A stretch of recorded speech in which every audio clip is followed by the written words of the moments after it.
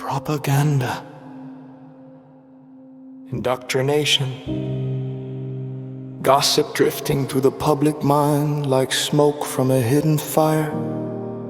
Every nation has two stories, the one the people hear, and the one the powerful record in secret. Every man has a personal black box, a private flight recorder where he hides his motives, rewrites his failures, excuses his choices, and imagines himself innocent. But society has another black box, a deeper one, a darker one. The black box of the elites, the guilds, the lodges, the think tanks, the back rooms where the real decisions are made long before the public ever hears the first word. This is where the truth is stored, yeah. This is where lies are born. This is where narratives are crafted like weapons. And the people outside, they never see the cockpit. They only hear the broadcast after the crash has already been set in motion. From the old guild halls of Europe, where trades were controlled and family privilege was protected, to the Freemason lodges where judges, clergy, merchants, and military men shared secrets, the black box of power kept expanding. Behind closed doors they discussed who would rise, who would fall, who would profit, and who would pay the price. The public never heard those recordings. They only heard the speeches about tradition, duty, and moral purpose. When the industry age arrived, the black box changed shape. Newspapers became its megaphone. Corporate advertisers became its illusionists. Political strategists wrote scripts that echoed across nations. Propaganda became scientific, emotional, calculated, targeted at the deepest fears of the ordinary man. Indoctrination entered the schools and the pulpits. Gossip carried the message into kitchens, workplaces, and family gatherings, turning elite fabrications into common sense. And here the elites added another trick, the carrot. They promised favors, improvements, benefits, opportunities. They said, support us and we will reward you. Vote for us and we will protect you.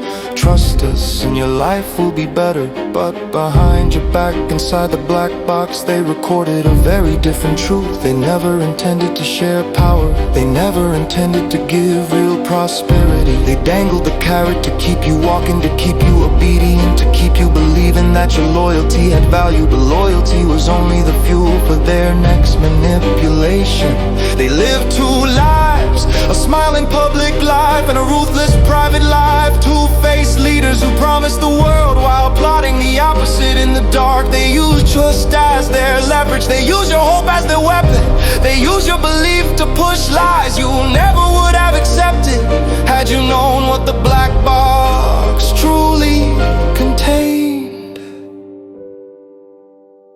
This is how nations stumbled toward the First World War, not because one nation wanted blood, but because every elite feared losing power, losing colonies, losing wealth, losing the advantage their ancestors carved out by force.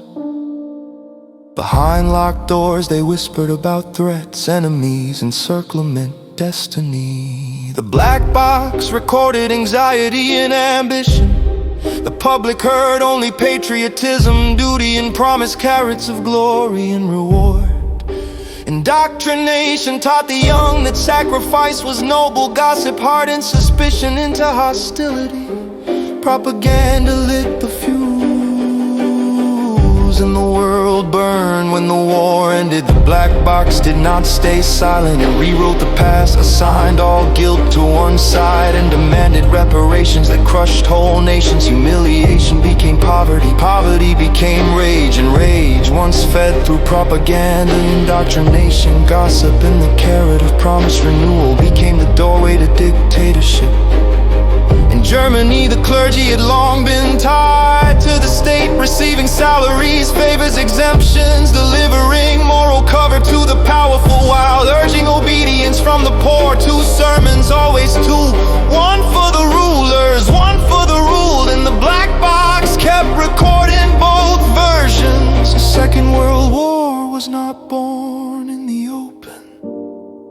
It was assembled in secret rooms, in think tanks and elite councils, in meetings where the public was never invited. Propaganda told citizens they were defending civilization.